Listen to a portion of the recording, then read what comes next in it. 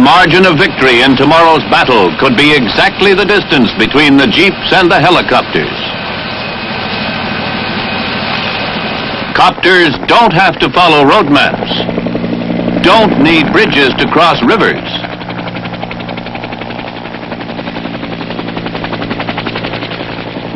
But do move troops more swiftly than ground carriers. In an age of nuclear firepower, mobility is a good defense, but the best defense is a good offense.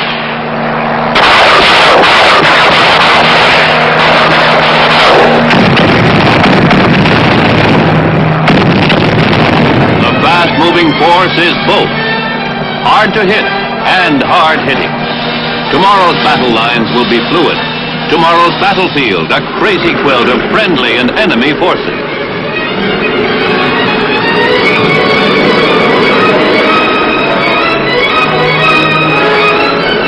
The force that can concentrate, hit, disperse, hit again, punch men and equipment into the breakthrough will be the irresistible force.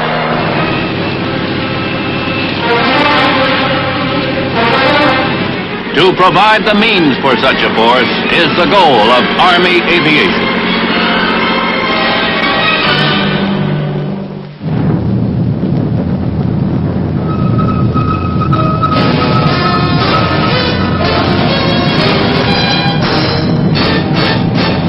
The United States Army presents The Big Picture, an official report produced for the armed forces and the American people. Now, to show you part of the big picture, here is Sergeant Stuart Queen.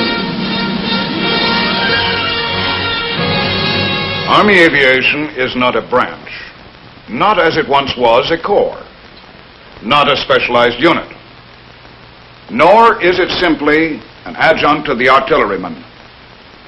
Certainly it is not a second Air Force. Army aviation is a way, a means. If you ask, what is its purpose, then you must also ask, what is the mission of the Army? The purpose of Army aviation is to help the Army achieve its mission. Army aviation is a way of moving men and removing casualties, of funneling supplies forward and information back, of bypassing enemy troops and overpassing adverse terrain. In short, it represents an entirely new, still evolving concept of fighting. The concept's goal is full exploitation of the sheath of air closest to the ground, the rapid, unhampered delivery of an attacking or reconnaissance force concealed in the wrinkles of Earth or behind the nearby horizon. This film speaks for the men and aircraft chosen to do this job. The men are the highly skilled Army aviators. The aircraft are the specialized vehicles designed to accomplish the Army aviation mission. The story of modern Army aviation begins at Fort Rucker, Alabama, the program's training center. The most significant thing about Fort Rucker is how it has changed. A few years ago, it was an abandoned infantry post, a remnant of World War II. Today, it is one of the most rapidly expanding units in the nation. A new community of homes has appeared in the sunny Alabama countryside. Next to a new complex of airfields. A unique family of aircraft uses the airstrips. Each one is a specialist. Each a winner of the stiffest competition, finally selected after years of research, development, and testing. The Army now has more than 5,000 fixed-wing and rotary-wing aircraft. Instead of referring to the helicopters as a family, we might call them tribes, for their names are Sioux, Iroquois, Chickasaw, Choctaw, Shawnee, Mojave. In some ways, all these copters and airplanes are alike, since they must operate right at the front lines, not from some asphalt base. They all possess the 2 R's of Army aviation. They're rugged and reliable. The World War II observation plane was the forerunner of today's Army aviation. The aerial observers spotted the target and told the artillery.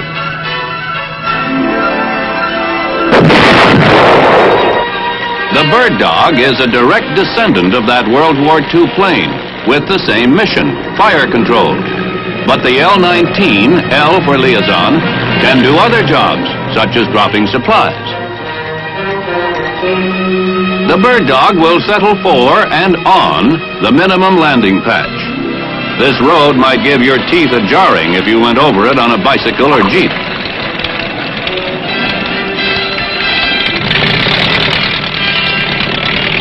The L-19 lands in the length of 2 football fields. Very important when you must use areas not of your own choosing. The speedy Mohawk is much bigger than the Bird Dog, but doesn't need much more space to operate. This is the new AO-1, Airplane Observation 1.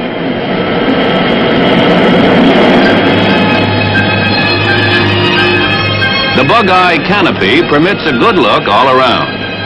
The lines of sight of pilot and observer can meet just 36 feet below the plane.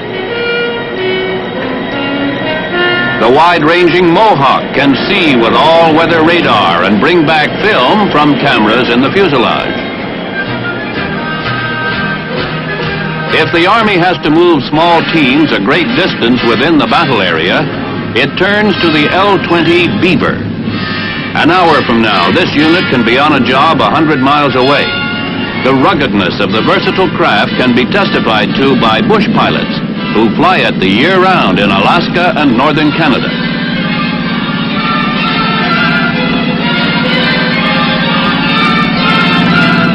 The ever-increasing demands for quick movement mean that more and more men of a ground army must move through the air. The Beaver gives the Army dependable transportation.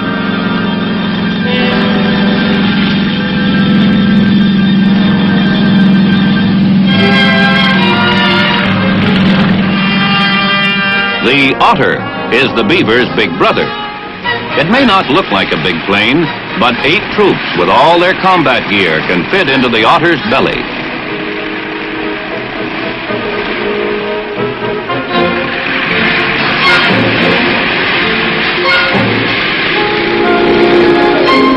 Yet the Otter is small and rugged enough to fit into tight, uninviting fields. Note the type of land from which these Otters are taking off. But the latest word in Army transport is caribou. The AC-1, C for cargo, carries 3 tons of materiel or 32 troops. Whether moving troops forward or litter patients rearward, the Caribou is a key to the Army's quest for large-scale movement by air. Although this is the Army's biggest plane, it takes off in less space than the Otter. The appearance of the Caribou in the air announces a new era for the Army in moving masses of men within the battle area.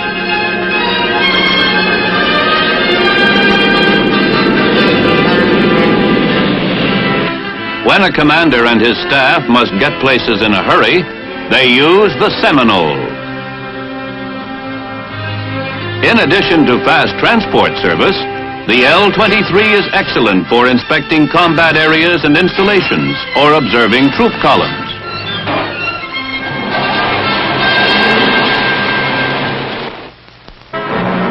This commander will be sitting down to problems at a post 100 miles away in the time it takes a commuter to get to work.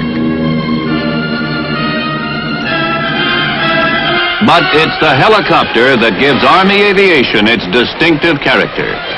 The chopper, as Army aviators call it, can get in and out of places inaccessible to airplanes.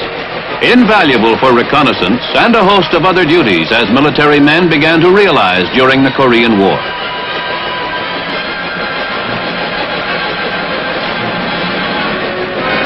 An observation vehicle such as the H-23 Raven can hover, change directions quickly, fly extremely low, take full advantage of terrain.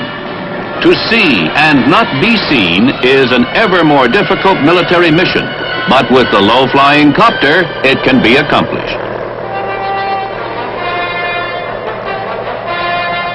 The Sioux is the other half of the Army's light copter twins. The Sioux served in the Korean War and earned a reputation as a lifesaver. A major element in mortality rates all through history was that badly wounded soldiers often could not be removed from the battlefield in time. That changed with the helicopter. 20,000 casualties were evacuated by copter during the Korean War, and the ratio of wounded who lived jumped dramatically from that of World War II. Pilots reassure an injured man. For a flight in the litter of a helicopter is a strange experience. If need be, the Army aviator will give medical first aid on the spot, one of many specialties he must know. The Sioux can carry one litter on each landing skid and a walking wounded in the co-pilot's seat. Army copters have proved to civilians in peacetime emergencies as well as soldiers in combat, when you're in a tight spot, there is a way out. Sailing into our picture now, the Iroquois, the Army's first helicopter powered by gas turbine engine. Designated HU-1, HU for helicopter utility, the Iroquois is a crackerjack of all trades, frequently serving as an air ambulance for the Medical Service Corps.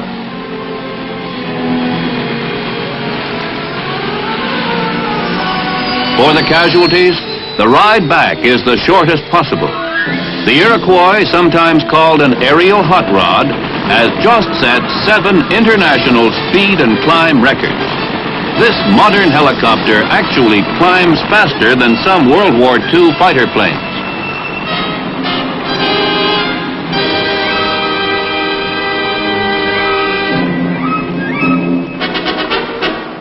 The Chickasaw can pick up and go with 10 soldiers, whisking this artillery survey team to a new fire control point.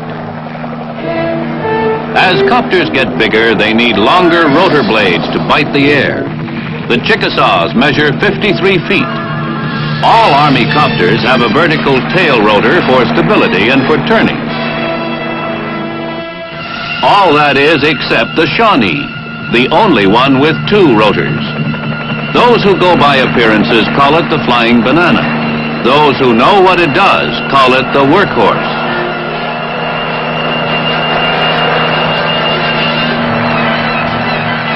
Without a copter, it would be virtually impossible to remove this damaged bird dog. But now the plane will fly again another day on its own.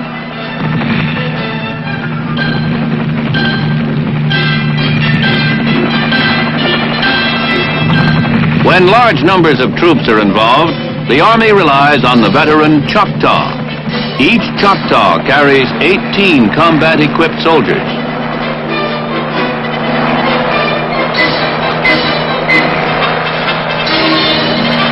The H-34 also can ferry a jeep or howitzer with its sling.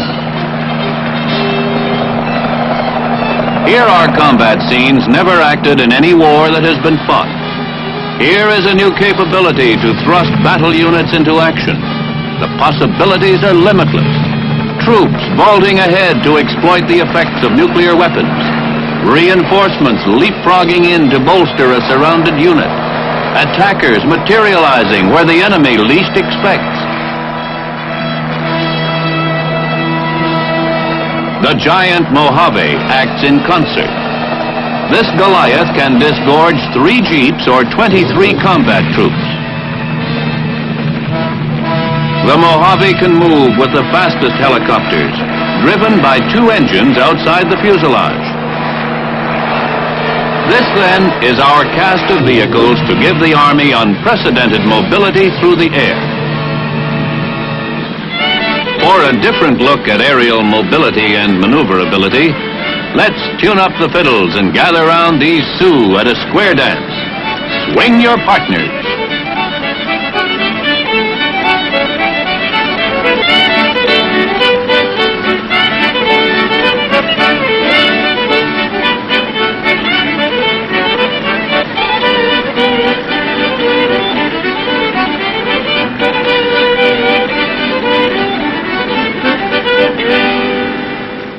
This was for fun and demonstration. But to make the whirlybird dance takes the touch of adroit masters. Who are they? Army aviators are specially trained officers and warrant officers in infantry, artillery, armor, signal corps, Corps of Engineers, Transportation Corps, and Medical Service Corps. Officers from other branches of the Army must request a transfer to one of these 7 branches before they can be considered for flight training. For aviation is part of all but only these 7 branches of the Army. Flight proficiency in fixed or rotary wing craft, or both, earns the Army Aviator's Badge. On completing flight training, aviators may go back to their respective branches to resume regular duties, but they commonly are assigned to what is called branch immaterial. That is, performing one of their flying specialties, such as casualty evacuation, wire laying, resupply, road reconnaissance, artillery control. Army aviators, then, are first of all Army officers. They must be able at all times to carry out the duties of their rank and branch of Army, and they must be ready to handle a variety of air assignments. Put another way, much is expected of them and their aircraft. The hardy bird dog, speedy Seminole, sturdy beaver, the otter, Sioux, and its companion, Raven. Fast-climbing Iroquois. The troop carriers, Chickasaw, Choctaw, the Shawnee and huge Mojave. This is today's lineup. Now, what lies ahead? The next helicopter to join the Army will be the Chinook, the HC-1. HC for helicopter cargo. Here is an earlier, smaller version. Even so, its value is readily apparent. A Little John missile is quickly rolled out and set up.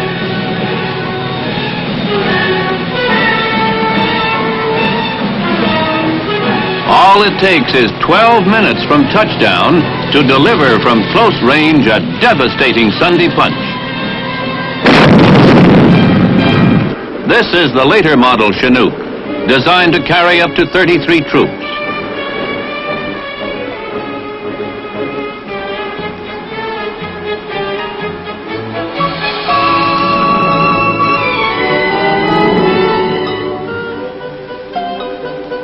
In addition to carrying more troops, the Chinook will fly farther and faster than any copter the Army now has. The ramp door closes like an enormous whale's mouth. The Chinook will team with the big Caribou plane to do the Army's heavy-duty moving.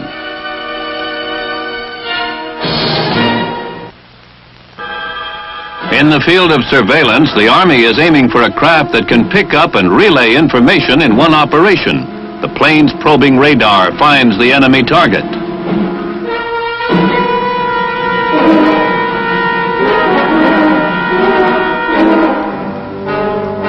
The exact positional information is channeled to the artillery, and in moments, a missile is on its way.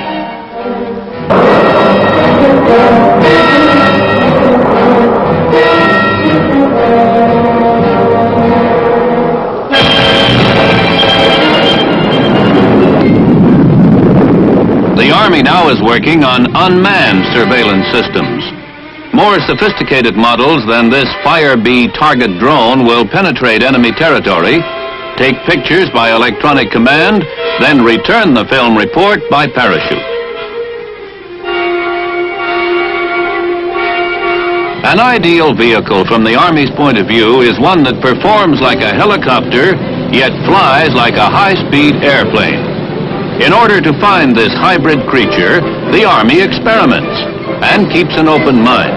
In this craft, ducted air screws act 1 minute as rotors, the next as propellers.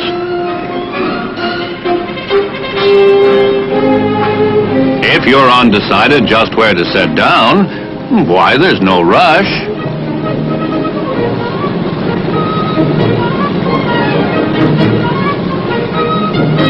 This aircraft is classified VTOL for vertical takeoff and landing. Another approach to the same problem: tilt the whole wing instead of just the air screws. There is an in-between choice on this craft: to set the wings at an angle for short takeoff and landing with a heavier load. Short takeoff and landing are known as STOL. The demands for mobility seem endless, the solutions unlimited. The aerocycle is one proposal for moving the individual soldier on missions such as reconnaissance, for example.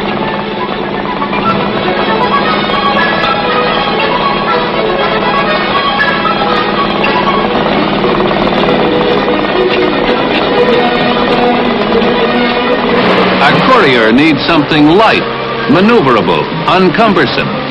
This was one manufacturer's answer, and certainly a dream for anyone who delights in carnival rides.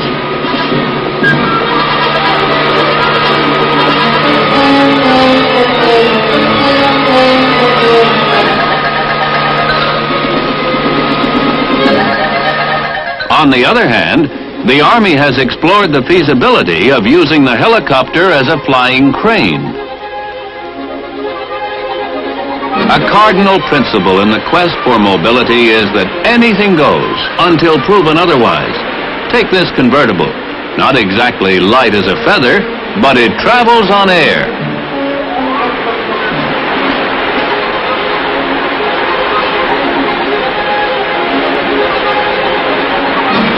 It is one of a whole series of so-called ground effect machines, experimental vehicles that generate and glide on a cushion of air.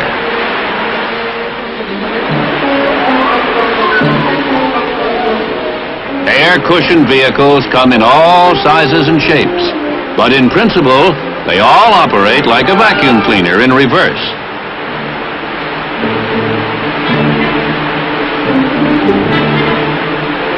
This one, you probably guessed, is nicknamed Flying Donut.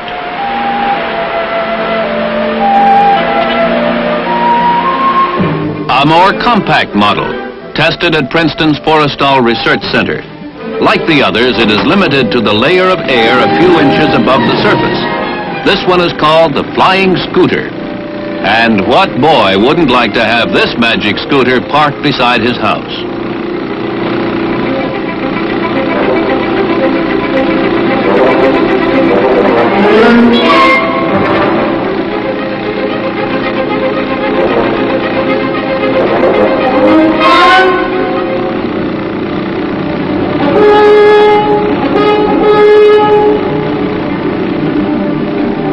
The air car is another ground effect machine the Army has shown an interest in. It can go 60 miles an hour over land or water, ice or snow. All it requires is that the surface be clear and fairly level.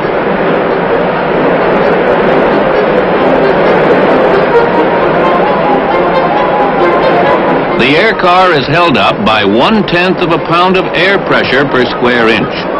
It is driven and steered by air jetted through side vents.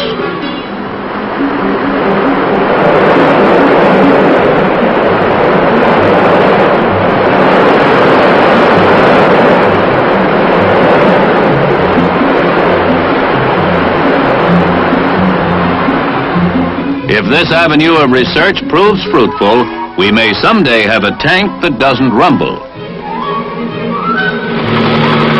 New vehicles, new weapons combinations need new tactics. The Army now is embodying a new concept, an air task force, completely independent of ground.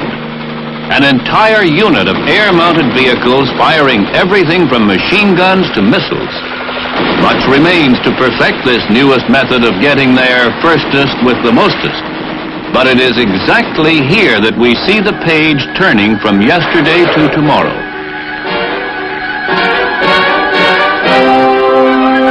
What all this is pointing to someday is a weapon and vehicle designed as one.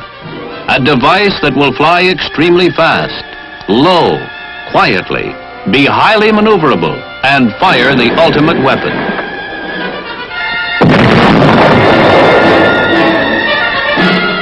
This isn't fantasy, nor is it necessarily a faithful look at the future, for new discoveries may alter our course.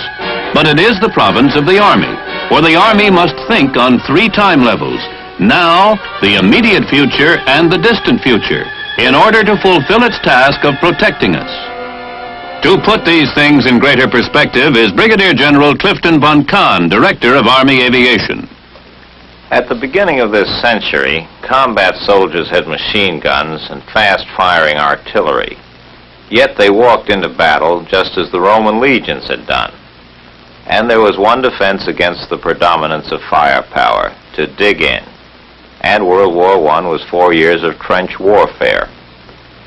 Now, under the Germans in World War II, tanks, fighter bombers, mobilized and airborne troops converted the same basic armaments into the Blitzkrieg. And World War II was a mobile war. Since then, with the atomic bomb and the thermonuclear warhead, firepower has once again gained the ascendancy in military thinking. The counter-response has been for soldiers to disperse and again to dig in. Yet we must remember that our military doctrine and our history has always emphasized that wars can be won only by taking the offensive. Now the challenge to Army Aviation is to provide our commanders with the capability for their forces to fight here this morning and 100 miles off this afternoon, and this might be 100 miles in a variety of directions. This challenge means an around-the-clock readiness without being anchored to a stationary supply base. It means air vehicles as rugged and reliable as the Jeep. These aircraft must skim through the nap of the earth to avoid the eyes of enemy soldiers and radar. Our flying soldiers must be able to move 3-dimensionally and at a moment's notice and at great speeds in order to give new dimensions to combat. The commander and his men are armed with new options: surprise and threat, as well as attack. The Army ground commander, no longer shackled to earth, is limited only by his imagination. As General Hamilton Howze put it, it's hard to be audacious at the bottom of a foxhole, but in the air, just above the treetops, there lies one of our greatest hopes for victory on the ground.